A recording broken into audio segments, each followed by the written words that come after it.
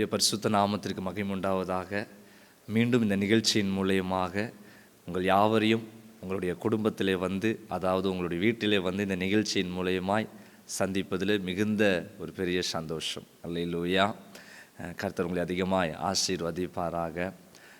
சிலர் என்னிடத்தில் ஃபோன் பண்ணி பேசுகிறீங்க, தினமும் ஏற்கனவே போட்ட மெசேஜே நீங்கள் போட்டு கொண்டு இருக்கிறீங்களே, புதியதாக போடுங்க அப்படின்னு சொல்லி நீங்கள் கேட்பது எனக்கு ரொம்ப சந்தோஷம். ஏன்னா நீங்கள் தொடர்ந்து பார்க்குறீங்க என்பது எனக்கு இதன் மூலயமாக தெரிகிறது. ஏன் அப்படி சொன்னால், எங்களுடைய ஊழியத்திலையும் தினமும் இதில் தேவனுடைய வார்த்தையை கொடுக்கணும் பார்த்தீங்களா. அதற்காக ஜெபிக்காமல் ஏதோ நீங்கள் டிவியில் பேசணுன்றதுக்காக பேசுவது கிடையாது.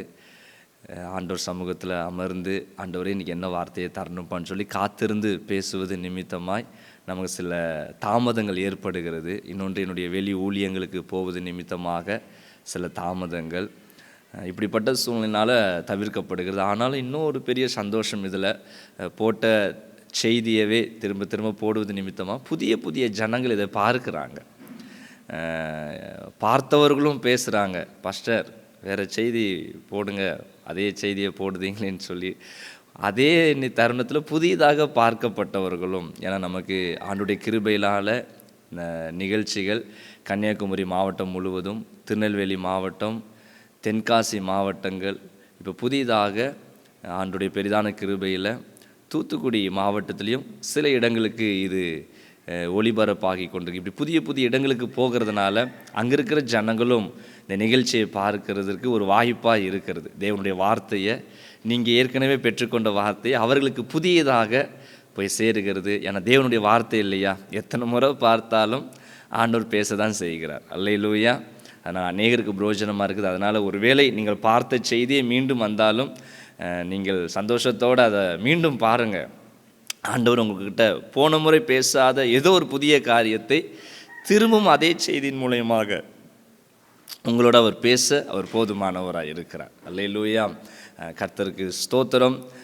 கர்த்தரை அதிகமாக ஆசீர்வதிப்பாராக. இந்த வேளையிலும் கூட இன்றைக்கு கர்த்தருடைய வசனத்தை நம்ம தியானிக்க போகிறோம். ஆமென். யோசுவா 6ஆம் அதிகாரம் 1, 2 வசனத்தை நான் வாசிக்கிறேன், பாருங்க. எரிகோ இஸ்ரவேல் புத்திரருக்கு முன்பாக அடைக்கப்பட்டிருந்தது. ஒருவரும் வெளியே போகவும் இல்லை, ஒருவரும் உள்ளே வரவும் இல்லை. கர்த்தர் யோசுவாவை நோக்கி, இதோ எரிகோவையும் அதன் ராஜாவையும் யுத்த வீரரையும் உன் கையில் ஒப்பு கொடுத்தேன். ஆமென். இந்த வசன பகுதி நமக்கு தெளிவாய் சொல்லுகிறது, இஸ்ரவேல் ஜனங்கள் எகிப்தில் அடிமையாக இருந்து கானான் தேசத்திற்கு அவர்கள் புறப்பட்டு போகிறாங்க. ஆவியானவர் தேவன் நடத்தி கொண்டிருக்கிறார். ஓரளவுக்கு கானானுக்கு அருகாமையில் வந்தாச்சு. மோசே மரித்து போகிறார். அதன் பின்பதாக தேவன் யோசுவாவை தெரிந்தெடுத்து யோசுவாவை கொண்டு கர்த்தர் நடத்தி கொண்டிருக்கிறார். அப்படி போகிற பட்சத்தில் தான் கானானுக்கு அருகாமையில் வந்தாச்சு. வரும்பொழுது அவர்களுடைய வழியில் ஒரு தடை வந்து நிற்கிறது. என்ன தடைன்னு பார்த்தீங்கன்னா, எரிகோ என்கிற ஒரு பெரிய பட்டணம். அதன் வழியாகத்தான் அவங்க போய் ஆகணும். இப்போ அந்த எரிகோ பட்டணம் அவங்களுக்கு தடையாக இருக்குது. அதை தான் வசனம் சொல்லுகிறது. அந்த எரிகோ பட்டணம் இஸ்ரவேல் புத்திரருக்கு முன்பாக அடைக்கப்பட்டு இருந்துச்சு. அவங்க போகிற வழியில் பட்டணம் இருக்குது. பட்டணத்தின் வாசல் திறக்கப்பட்டிருந்தால் பரவாயில்ல, பட்டணத்தின் வாசல் அடைக்கப்பட்டு இருக்கிறது என்று பைபிள் சொல்லுது. ஒருவரும் அந்த பட்டணத்திலிருந்து வெளியே வரவும் முடியாது, உள்ளே போகவும் முடியாது. அப்போ பட்டணம் ஃபுல்லாக அடைக்கப்பட்டு இருக்குது. எரிகோ பட்டணம் எப்படி இருக்கும் என்று சொன்னால், அந்த பட்டணத்தை சுற்றிலும் மிகப்பெரிய மதில் சுவர். மதில் சுவர்னால் நம்மளுடைய வீடுகளில் வைக்கிற மதில் சுவர் போல், பெரிய பெரிய அரண்மனையில் இருக்கிற மதில் சுவரை போல் அல்ல. மிகப்பெரிய சரித்திர வல்லுநர்கள் சொல்கிறாங்க, 2 ரதங்கள், அப்படின்னா இப்போ நம்ம போகிறோம் இல்லையே ஊர்களுக்கு பிரயாணத்திற்கு பேருந்துகளில், அதே போல் 2 பஸ் அளவுக்கு மிகப்பெரிய அகலமாக இருக்கும். அவ்வளோ பெரிய மதில் சுவர் சுற்றி கட்டி வைத்திருக்கிறாங்க. இப்போது இஸ்ரவேல் ஜனங்களால் போகவும் முடியாது, அந்த ஊரில் இருக்கிற ஜனங்களும் வெளியே வரவும் முடியவில்லை, போகவும் முடியல. இப்படிப்பட்ட ஒரு சூழ்நிலை. ஆனால் அடைக்கப்பட்டிருக்கிற ஒரு தருணத்தில் இஸ்ரவேல் ஜனங்களுக்கு யோசுவாவின் மூலமாய் கர்த்தர் கொடுக்கிற வார்த்தை என்ன தெரியுமா? 2வது வசனம் மறுபடியும் பாருங்க. கர்த்தர் யோசுவாவை நோக்கி, இதோ எரிகோவையும் அதன் ராஜாவையும் யுத்த வீரரையும் உன் கையில் ஒப்பு கொடுத்தேன். அல்லேலூயா. பட்டணம் அடைக்கப்பட்டு இருக்குது. ஒருவராலும் இஸ்ரவேல் ஜனங்களால் பட்டணத்தினுடைய வாசலை கூட பார்க்க முடியாது. அந்த கேட்டுக்கு அந்த பக்கம் என்ன இருக்குது, ஜனங்கள் எப்படி வாழ்ந்து கொண்டு இருக்கிறாங்க, அவங்களுடைய வீடுகள் எப்படி இருக்குது, எதுவுமே தெரியாது. ஆனால் ஆண்டவர் என்ன ஒப்பு கொடுக்கிறாராம்? 2வது வசனம் அழகா இருக்கு. எரிகோவை முழுவதும் நான் உன் கையில் ஒப்பு கொடுக்கிறேன், ராஜாவை நான் உன் கையில் ஒப்பு கொடுக்கிறேன். நல்லா கவனிங்க, இஸ்ரவேல் ஜனங்களுக்கு யோசுவாவுக்கு எரிகோ ராஜாவை இதுக்கு முன்னாடி பார்த்தது உண்டா? எரிகோ தேசத்தினுடைய ராஜாவை பார்த்ததே கிடையாது. ஆனால் வாசல் அடைக்கப்பட்டு இருக்கும் பொழுதே ஆண்டவர் வாக்குத்தத்தம் கொடுக்கிறாரு, நீ எரிகோ ராஜாவை உன் கையில் நான் ஒப்பு கொடுக்கிறேன். ஆமென். அங்கே இருக்கிற யுத்த வீரரை உன் கையில் ஒப்பு கொடுக்கிறேன். அவன் எப்படி யுத்தம் பண்ணுவான்னு சொல்லி யோசுவாவுக்கு தெரியாது. அவன் பட்டயத்தில் வல்லுனனாக இருப்பானா, வில்லு எறிவதில் பெரியாளாக இருப்பானா, குதிரை யுத்தத்தில் வல்லவனாக இருப்பானா, எதுவும் தெரியாது. ஆனால் ஆண்டவர் சொல்லுகிறார், நீ முன்ன பின்ன யுத்த வீரனை நீ பார்த்திருப்பதில்லை, ஆனால் அவனுடைய பட்டணம் அடைக்கப்பட்டு இருக்குதில்ல, நீ போகிற வாசலில் தடையாக அவன் பட்டணத்தை அடைத்து வைத்திருக்கிறான் அல்லவா, நீ அதை குறித்து கவலைப்படாத. நான் ராஜாவையும் உன் கையில் ஒப்பு கொடுப்பேன், யுத்த வீரரையும் உன் கையில் நான் என்ன பண்ணுவேன், ஒப்பு கொடுப்பேன். உன்னை அந்த தேசத்தை உன் கரத்தில் நான் ஒப்பு கொடுத்துட்டேன் என்று வாக்குத்தத்தம் பண்ணுகிறார். அல்லேலூயா. எனக்கு அருமையான தேவ பிள்ளையே, இன்னைக்கு உங்களுடைய பாதைகளுக்கு முன்பதாக வாசல் அடைக்கப்பட்டு இருக்குதா? வாக்குத்தத்தம் இருக்குது, ஆண்டவர் சொல்லிட்டாரு, வாக்குத்தத்தம் இருக்குது, ஆனால் அடைக்கப்பட்டு இருக்குது. கர்த்தர் சொன்னார்னா அதை நிறைவேற்ற நல்லவராக இருக்கிறார். அல்லேலூயா. ஆபிரகாமுக்கு ஆண்டவர் என்ன வாக்குத்தத்தம் கொடுத்தாரு? உன்னை பெரிய ஜாதியாக மாற்றுவேன். வாக்குத்தத்தம் வந்துருச்சு, ஆனால் 25 வருஷம் காத்திருப்பு. யோசுவாவுக்கு ஆண்டவர் என்ன சொப்பனத்தின் மூலமா வாக்குத்தத்தம் பண்ணினார்? எல்லா அரிக்கட்டுகளும் உன்னை வணங்கும், எல்லா ஜனங்களும் உன்னை வணங்குவார்கள், உன்னை நான் உயர கொண்டு போவேன். வாக்குத்தத்தம். ஆனால் நடந்த சம்பவம் என்ன? 13 வருடங்கள் பாதைகள், உபத்திரவத்தின் பாதைகள். ஆனால் வாக்குத்தத்தம் இருக்குது, நிறைவேறலை. ஆபிரகாமுக்கு வாக்குத்தத்தம் இருக்குது, நிறைவேறலை. அல்லேலூயா. இன்னைக்கு ஆண்டவர் உங்களை பார்த்து தெளிவாய் சொல்லுகிறார். உன் வாழ்க்கையில் இந்த நிகழ்ச்சியை பார்த்து கொண்டு இருக்கிற பிள்ளைங்க, நீங்கள் நினைப்பீங்க, எங்களுக்கும் ஆண்டவர் வாக்குத்தத்தம் கொடுத்துருக்கிறாரு, நான் இந்த தேசத்தை தருவேன், உனக்கு இந்த ஜனங்களை உனக்கு நான் தருவேன், உனக்கு நான் சொன்னதை நிறைவேற்றுவேன் அப்படின்னு சொல்லி உனக்கு வாக்குத்தத்தம் தந்திருக்கலாம். ஆனால் வாசல் அடைக்கப்பட்டு இருக்குதா? நீ கர்த்தர் சொல்லுகிறார், அவர் சொன்னதை ஒன்று குறையாமல் நிறைவேற்றுவார். உனக்கு முன்பதாக பலவான் இருக்கலாம், உங்களுக்கு முன்பதாக எப்படிப்பட்ட வாசல்கள் அடைத்து வைத்து மிகப்பெரிய சாபம், தரித்திரம், போராட்டம் இருக்கலாம். ஆனால் கர்த்தர் சொன்னதை அவர் அப்படியே நிறைவேற்றுவார். காரணம் என்ன தெரியுமா? யோசுவா 6ஆம் அதிகாரம் 27ஆம் வசனம் சொல்லுகிறது, இவ்விதமாய் கர்த்தர் யோசுவாவோடு இருந்தார், அவன் கீர்த்தி தேசமெல்லாம் பரவிற்று. அப்போ யோசுவா அந்த எரிகோ தேசத்தை அவர் சுதந்தரித்தார், ஜெயம் எடுக்க ஆண்டவர் உதவி செய்த காரணம் கர்த்தருடைய காரம் யோசுவா கூட இருந்துச்சு. இன்னைக்கு ஆண்டவர் உங்கள் கூட வாக்குத்தத்தம் கொடுக்குறாருல்ல, ஆனால் உங்கள் வாழ்க்கையில் நடந்து வரும் பொழுது எதுவுமே நடக்காத மாதிரியே இருக்கும்.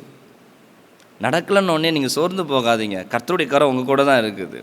ஆமென். சரி, இப்போ ஒரு சத்தியத்தை கற்றுக்கொள்ள போகிறோம். ஆண்டவர் வாக்குத்தத்தம் கொடுக்குறாரு, நமக்கு நிறைவேற்றவும் செய்கிறார். இன்னொரு ஒரு பக்கம் பார்க்கும் பொழுது நமக்கு நிறைவேறலைன்னு சொல்லி நம்ம சந்தேகப்படுகிறோம். இப்போ 2 கூட்டம் இதில் இருப்பீங்க. எனக்கு ஆண்டவர் வாக்குத்தத்தத்தை நிறைவேற்றி கொண்டிருக்கிறார் என்று விசுவாசிக்கிறது ஒரு கூட்டம். இன்னொரு கூட்டம், எனக்கு சொல்லிட்டாரு ஆனால் இன்னும் நிறைவேறலையே. அப்போ ஏன் நிறைவேறவில்லை? ஏன் ஆண்டவர் தாமதப்படுத்தி கொண்டிருக்கிறார்? அப்போ வாக்குத்தத்தத்தை நிறைவேறணும்னா என்ன செய்ய வேண்டும்? யோசுவாவுக்கு ஆண்டவர் வாக்குத்தத்தம் கொடுத்தாரு, நீ அந்த தேசத்தை சுதந்தரிப்பாய். அதற்கு யோசுவா என்ன செஞ்சாங்க? ஆண்டவர் என்ன கட்டளை கொடுத்தார் தெரியுமா? வாசிக்கிறேன், கவனிங்க. அதே யோசுவா 6ஆம் அதிகாரம் 3வது வசனம், யுத்த புருஷராகிய நீங்கள் அனைவரும் பட்டணத்தை சூழ்ந்து ஒரு தரம் சுற்றி வாருங்கள், இப்படி 6 நாள் செய்ய கடவீர்கள். இப்போ ஆண்டவர் வாக்குத்தத்தத்தை கொடுத்துட்டு எல்லாரும் பட்டணத்தில் உங்கள் கூடாரத்தில் ரெஸ்ட் எடுங்க. என்ன, உங்களுக்கு வனாந்தரத்தில் மன்னாவை கொடுத்ததை போல எரிகோவுக்கு முன்பதாக நீங்கள் அமர்ந்துருங்க, உங்களுக்கு மன்னாவை கொடுப்பேன்னு சொல்லலை ஆண்டவர். மன்னாவையும் கொடுப்பேன், ஆனால் யுத்த புருஷர் அனைவரும், அந்த அனைவரும் என்ற வார்த்தையை நீங்கள் நோட் பண்ணணும். அனைவரும் நீங்கள் 6 நாள் என்ன பண்ணணுமா, எரிகோ பட்டணத்தை நீங்கள் சுற்ற வேண்டும். நல்லா பாருங்கள், அது யுத்த புருஷர்கள் லட்சக்கணக்கான பேர் இருந்திருப்பாங்க. அதில் எத்தனைக்கு கை கால் வலி இருந்துச்சோ தெரியல, உடம்பு பலவீனமாக இருந்துச்சோ தெரியல. ஆண்டவர் சொன்னார், காரணம் எனக்கு வேண்டாம், அனைவரும் நீங்கள் எந்திரிச்சு நீங்கள் என்ன பண்ணணும், பட்டணத்தை 6 நாள் சுற்ற வேண்டும், 7வது நாள் 7 முறை சுற்ற வேண்டுமா. அல்லேலூயா. அதுவும் டைம் ஆண்டவர் ஃபிக்ஸ் பண்ணுறார். என்ன டைம் ஃபிக்ஸ் பண்ணுறார் தெரியுமா? 12வது வசனத்தில் சொல்லப்பட்டிருக்குது, அதிகாலமே எழுந்திருந்தான். ஆமென். தேசத்தை சுற்றி பார்க்க போகிறதுக்கு, சுற்றி பார்க்கல, அந்த பட்டணத்தை சுற்றி திரிவதற்கு அதிகாலமே எழுந்திருக்கணும். ஆமென். காலையிலேயே எழுந்து அந்த பட்டணத்தை 6 நாள், ஒவ்வொரு நாளும் ஒவ்வொரு முறையும் சுற்ற வேண்டும். அப்போ ஆண்டவருடைய வாக்குத்தத்தம் இந்த நிகழ்ச்சியை பார்த்து கொண்டிருக்கிற பிள்ளைகளுக்கு நிறைவேற வேண்டும் என்று சொன்னால், தேவன் உங்களுக்கு சொல்லுகிறதை செய்யணும். அவர் சொன்னதுக்கு அப்புறம் நம்ம ஒன்று தெரிந்தெடுத்து கொள்வது அல்ல, அவர் என்ன சொன்னாரோ அதை அப்படியே செய்யணும். இப்போ நமக்கு பிரச்சனையே என்னன்னா, தேவன் சொல்லுகிற வாக்குத்தத்தை நமக்கு பிடிக்குது, ஆனால் அவர் சொல்லுகிற காரியத்தை செய்ய பொதுவான தமிழில் சொல்ல மாச்சலாக இருக்குது, அதுனா கடினமாக இருக்குது, சோம்பேறித்தனமாக இருக்குது. உண்மை தானே? ஆண்டவர் வாக்குத்தத்தம் கொடுக்கும்போது நல்லா இருக்குது, சூப்பர், கர்த்தர் தருவார். ஆனால் அதை செய்யும் பொழுது ஆண்டவர் சில கண்டிஷனை கொடுக்குறாருல்ல, இதெல்லாம் நீ செய்ய வேண்டும், ஒன்று மாற்றாமல் இப்படி நடக்க வேண்டும். ஆனால் அதை செய்யறதுக்கு நம்ம இன்னைக்கு எப்படி உற்சாகமாக இருக்கிறோமா, இல்லை சோர்ந்து போயிருக்கிறோமா? நம்ம சோர்ந்து போயிட்டோம்னா ஒன்றும் நடக்காது. லோத் என்கிற தேவ மனிதன்கிட்ட கர்த்தருடைய தூதர்கள் சொல்கிறாங்க, அதோ இருக்கிற மலைக்கு நீ ஓடிப்போ. இந்த ஸ்டோரி உங்களுக்கு தெரியும் நினைக்கிறேன். ஆண்டவர் லோத்தின் குடும்பத்தை பாதுகாத்து தாமதப்படுத்திக்கிட்டு இருக்கான். பட்டணம் அழிந்து கொண்டு இருக்குது. தாமதப்படுத்திட்டு இருக்க, சரி பரவாயில்ல, நான் உன்னை சுமந்து கொண்டு பட்டணத்துக்கு வெளியே கொண்டு விட்டுட்டேன், இனி நான் காண்பிக்கிற மலைக்கு ஓடி போன்றாரு. அதுதான் வார்த்தை, நீ பிழைத்துக்கொள், அங்கே போய் பிழைத்துக்கொள். ஆனால் லோத் என்ன சொல்கிறாரு, அப்படி அல்ல ஆண்டவர், நான் மடிந்து போவேன், அது ரொம்ப தூரமாக இருக்குது, அதோ பக்கத்தில் ஒரு மலை தெரியுது, நான் அங்கே போய்கிடட்டுமா. ஆண்டவர் கட்டாயப்படுத்தலை, உன் விருப்பம், போயிட்டு வா. அப்போ தேவன் சொல்கிறார், நீ அந்த மலைக்கு போ, நீ பிழைத்துக் கொள்ளுவ. ஆனால் லோத் என்ன சொல்கிறாரு, நான் மடிந்து போவேன். ஆண்டவர் சொல்கிறது நடக்குமா, நீங்கள் சொல்கிறது நடக்குமா? அப்போ இங்கே தேவனுடைய வார்த்தை என்ன, நீ அந்த மலைக்கு ஓடிப்போ. ஆனால் லோத்து சொல்கிறாரு, அது கஷ்டம்ப்பா, என்னால் முடியாது. உன்னை ஏற்கனவே பட்டணத்திலேருந்து கொண்டு வந்து வெளியே விட்டுருக்கிறார், அதுவே பெரிய கிருபை. ஆனால் லோத்து சொல்கிறாரு, நான் அந்த மலைக்கு போகட்டுமா. லாஸ்ட்டில் என்ன நடந்துச்சு? லோத்தினுடைய குடும்பம், லோத் தன் குடும்பத்தை இழந்து போனார், மனைவியை இழந்து போனார், பிள்ளைகளாலேயும் ஒரு பரிசுத்தம் இல்லை. அல்லேலூயா.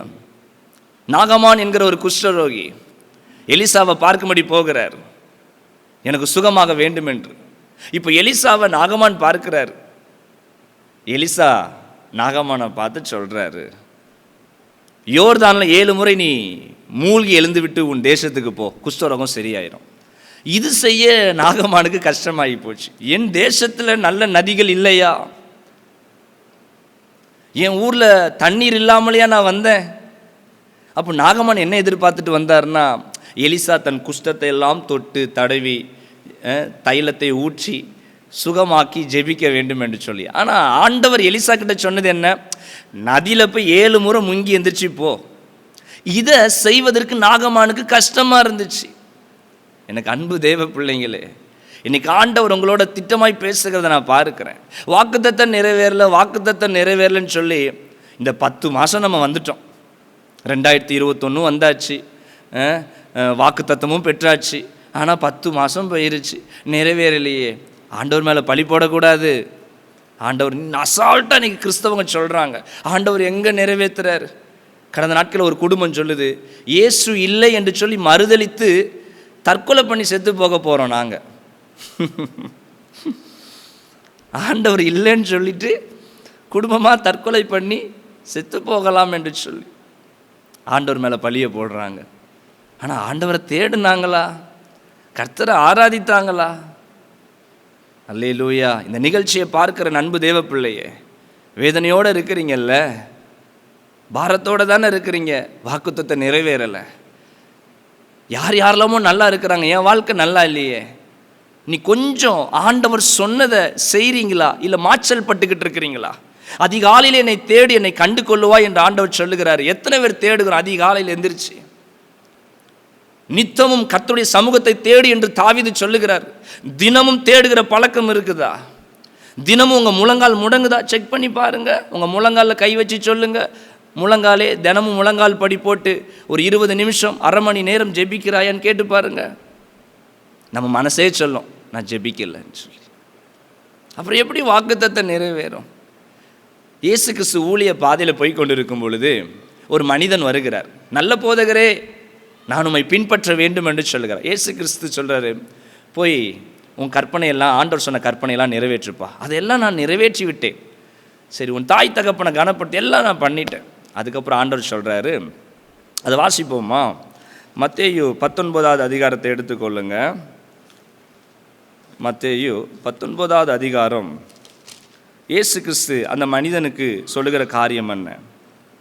அதற்கு இயேசு, நீ பூரண சர்க்குணனாய் இருக்க, மத்தேயு 19:21, நீ பூரண சர்க்குணனாய் இருக்க விரும்பினால் போய் உனக்கு உண்டானவைகளை விற்று தரித்திரருக்கு கொடு, அப்பொழுது பரலோகத்தில் உனக்கு பொக்கிஷம் உண்டாயிருக்கும், பின்பு என்னை பின்பற்றி வா என்றார்.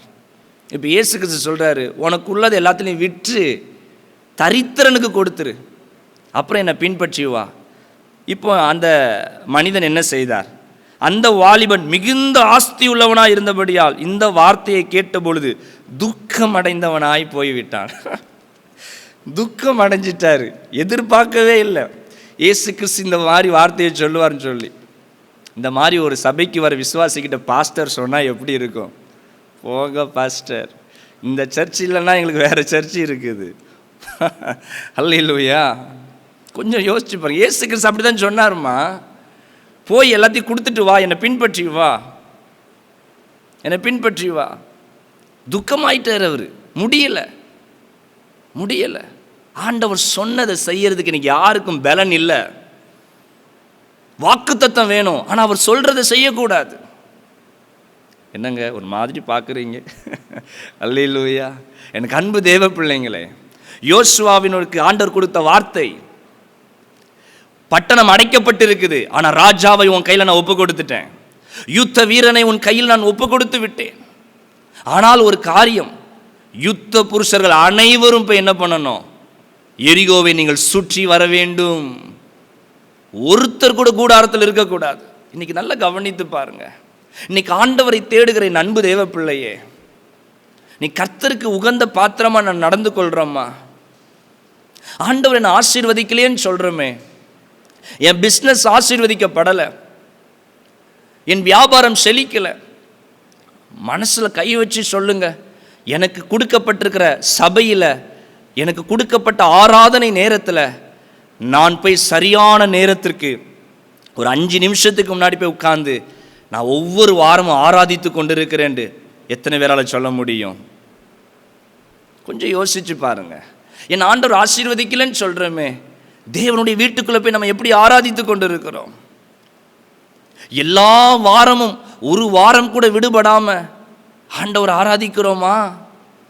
ஒரு நிகழ்ச்சி வந்தா விட்டுட்டு போயிருந்தோம், ஒரு நல்லது கெட்டது வந்தா விட்டுட்டு போயிருந்தோம் ஆண்டவருடைய சமூகத்தை. இப்படியே நம்ம போகிறோமே, அதுக்கப்புறம் என்னை ஆசீர்வதிக்கவே இல்லை ஆண்டவர். ஞாயிற்றுக்கிழமை நம்ம பிஸ்னஸ் ஆரம்பிக்கிறோம், ஞாயிற்றுக்கிழமை கடையை ஓப்பன் பண்ணி வச்சிருக்கிறோம். இப்படிப்பட்ட காரியங்கள் செய்வது நிமித்தம் எப்படி ஆண்டவர் உன் தொழிற்சாலைக்குள்ள உலாவுவார்? நீ போகிற வேலை ஸ்தலத்தில் உலாவுவார். நல்லா புரிந்து கொள்ளுங்க. இன்னைக்கு ஆண்டவருக்கு முதலிடத்தை கொடுக்காம வேறொரு காரியத்துக்கு முதலிடம் கொடுப்பது நிமித்தமா இன்னைக்கு ஆசீர்வாதம் வராது. யுத்த புருஷர் அனைவரும் வரணும், அதில் யார் ஒருத்தர் கூட விடுபடக்கூடாது. இன்னைக்கு ஆண்டவர் உங்களை பார்த்து சொல்றார், நான் உனக்கு சொன்னவைகள் எல்லாவற்றையும் நீ செய்து கொண்டிருக்கிறியா? தினந்தோறும் ஆண்டவரை தேடி அவருடைய பாதத்தில் அமருகிற பழக்கம் இருக்குதா? உங்க வேதத்தில் கை வச்சு பாருங்க. தினமும் நான் இந்த வேதத்தை வாசிக்கிறேனா, அந்த வசனத்தை நான் தியானிக்கிறேனா? சங்கீதம் 1 சொல்லுகிறது, கர்த்தருடைய வேதத்தில் பிரியமாய் இருந்து இரவும் பகலும் தியானிக்கிற மனுஷன் பாக்கியவான். அப்ப யார் ஆண்டவர் பாக்கியமா வைப்பார்? யார் ஆண்டவர் உயர்த்துவார், ஆசீர்வதிப்பார்? அவருடைய வசனத்தில் காத்திருக்கிற பிள்ளைங்க, அவருடைய சன்னிதானத்தில் அமர்ந்திருக்கிற பிள்ளைங்க. இன்னைக்கு ஏன் நமக்கு வாக்குத்தத்தம் நிறைவேறல? இந்த 10 மாதத்தில் நீங்கள் சொல்லுங்க, எத்தனை மணி நேரம் நீங்கள் ஜெபித்த நேரம் இருக்கும்? ஒரு மாதத்திற்கு எத்தனை மணி நேரம் கொடுத்துருக்கிறீங்க? உங்கள் ஜெப டைம் யோசிச்சு பாருங்கள். 24x30 போட்டு பாருங்கள், எத்தனை மணி நேரம் வருகிறது? தூங்குவதற்கு எவ்வளோ மணி நேரம் இந்த மாதத்தில் செலவு பண்ணியிருக்கிறீங்க? உங்கள் வேலைக்கு எத்தனை மணி நேரம் செலவு பண்ணியிருக்கிறீங்க? உங்கள் குடும்பத்தில் உன் பிள்ளைகளோடு செலவழித்த மணி நேரம், நம் ஆகாரம் சாப்பிடுவதற்கு செலவழித்த மணி நேரம், நம் வெளியே கடைகளுக்கு போவதற்கு செலவழித்த மணி நேரம், இப்போ அதெல்லாம் ஒரு குறிப்பிட்ட மணி நேரம் இருக்கும் அல்லவா? சரி, அப்போ இதுக்கெல்லாம் இத்தனை மணி நேரம் கொடுக்குறோமே, தேவ சன்னிதானத்தில் ஒரு மாதத்தினுடைய மொத்த மணி நேரம் என்ன? கணக்கிட்டு பாருங்க. ஒரு நாளைக்கு நீ எவ்வளவு நேரம் கொடுத்தாய், அதை ஒரு மாதத்திற்கு கூட்டிப்பார். எத்தனை மணி நேரம்? உலக பிரகாரமாய் நீ கொடுத்த மணி நேரத்தை கூட்டிப்பார். அது அதிகமாக இருக்குதா, இது அதிகமாக இருக்குதா? இப்போ உங்களுக்கு புரியும் நினைக்கிறேன். அல்லேலூயா.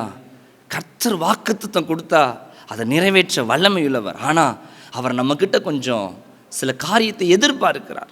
அவர் என்ன சொல்லுகிறாரோ அது அப்படியே நம்ம என்ன பண்ணணும்? நிறைவேற்ற ஆரம்பிக்க வேண்டும். இன்னைக்கு இந்த நிகழ்ச்சியை பார்த்து கொண்டிருக்க அன்பு தேவப்பிள்ளை, உங்களுடைய வாழ்க்கையில் எவ்வளவு தடைகள் வந்தாலும் கவலைப்படாதீங்க. எவ்வளோ பெரிய மதில் சுவர் போட்டு, எவ்வளோ பெரிய வாசலை போட்டு அடைத்து இருந்தாலும் நீங்கள் கவலைப்படாதீங்க. ஆண்டவர் எனக்கு சொன்னதை நிறைவேற்றி 6 நாள் சுற்ற சொன்னாரா, 6 நாள் சுற்றினார்கள். 7வது நாள் 7 முறை சுற்றினார்கள். சலித்து போகவே இல்லை. 6 நாள் 6 முறை சுற்றிட்டோம், பரவாயில்ல. இது 7வது நாள் 7 முறை சுத்தணுமா? நினைக்கவே இல்லை. சுற்றினார்கள். தேவன் சொன்ன பிரகாரம் எக்காலத்தை ஊதி ஆர்ப்பரித்தார்கள். மிகப்பெரிய எரிகோவினுடைய அலங்கங்கள், மதில் சுவர் அப்படியே இடிந்து விழுந்தது. அல்லேலூயா. எல்லா ஜனங்களும் கலங்கி போனாங்க. மிகப்பெரிய ஜெயம். இஸ்ரவேலுடைய ஜனங்களுடைய மூச்சு காத்து கூட மதில் மேலே படலை, எதுவும் படலை. தேவன் சொன்னதை செய்தார்கள். தேவன் பட்டணத்தை கையில் கொடுத்தார். இன்னைக்கு இந்த நிகழ்ச்சியை பார்த்து கொண்டிருக்கிற அன்பு தேவ பிள்ளையே, தேவன் சொன்னவைகளை நாம் நிறைவேற்ற ஆரம்பிப்போம். அதுக்கப்புறம் பாருங்க, உங்களுடைய வாழ்க்கையில் ஆண்டவர் சொன்னவைகள் எல்லாவற்றையும் ஒவ்வொன்றாய் மகிமையாய் நிறைவேற்ற ஆரம்பிப்போம். அதனால் வாக்குத்தத்தம் நிறைவேறலன்னு சொல்லி நீங்கள் கவலைப்படாதீங்க, சோர்ந்து போகாதீங்க. தேவன் சொன்னவைகள் என்னென்ன என்பதை யோசித்து பாருங்க. உங்கள் ஆலயத்துக்கு போகும் பொழுது ஊழியக்காரர் மூலமா என்ன பேசுகிறார், பைபிள் படிக்கும் பொழுது உங்கள் கூட ஆண்டவர் என்ன பேசுகிறார் என்பதை நீங்கள் நிதானித்து அதை நீங்கள் செயல்படுத்துவீங்கன்னு சொன்னால் நீ கர்த்தர் உங்களோடு இடைபடுவார். அல்லேலூயா. கண்களை மூடி ஜெபிப்போமா. மகா இரக்கமுள்ள எங்கள் நல்ல பிதாவே, இந்த நல்ல ஒரு மகிமையான ஆராதனை வேலைக்காய் ஸ்தோத்திரம்ப்பா. இந்த வேலையிலும் கூட உம்முடைய பிள்ளைங்க இந்த நிகழ்ச்சியை பார்த்து கொண்டிருக்கிற ஒவ்வொருவருடைய வாழ்க்கையிலையும் என் ஆண்டவர் ஆசீர்வாதத்தை கொடுப்பீராக. சொன்ன வாக்குத்தத்தங்கள் ஒவ்வொன்றையும் நீர் நிறைவேற்ற போவதற்காக ஸ்தோத்திரம்பா. ஆனால் நீர் என்னெல்லாம் கீழ்ப்படியும்படி சொல்லியிருக்கிறீரோ அந்த சத்தத்திற்கு அவர்கள் கீழ்ப்படிய அவங்க ஆவியில் அவங்களுக்கு பலனை கொடுங்கப்பா. அவங்க ஆவியில் அவங்களுக்கு பலனை கொடுங்க. உங்களுடைய சத்தத்திற்கு கீழ்ப்படியாமல் போகக்கூடிய எல்லா விதமான அந்த கடின இருதயங்கள் மாறட்டும். இஸ்ரவேல் ஜனங்கள் எப்படி நீர் சொன்ன காரியத்திற்கு அப்படியே கீழ்ப்படிந்தார்களோ அதே போல் இந்த நிகழ்ச்சியில் பார்த்து கொண்டிருக்கிற வாலிபர்கள், பெரியோர்கள், சிறு பிள்ளைங்க இவர்கள் கீழ்ப்படிந்து வாக்குத்தத்தத்தை சுதந்திரித்துக் கொள்ள உதவி செய்யுங்கப்பா.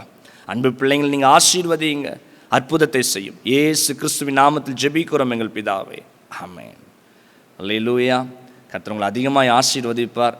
இந்த நாளில் ஆண்டு உங்களோட பேசியிருப்பார் என்று விசுவாசிக்கிறேன். தொடர்ந்து உங்களுக்காக நான் ஜெபித்துக் கொள்ளுகிறேன்.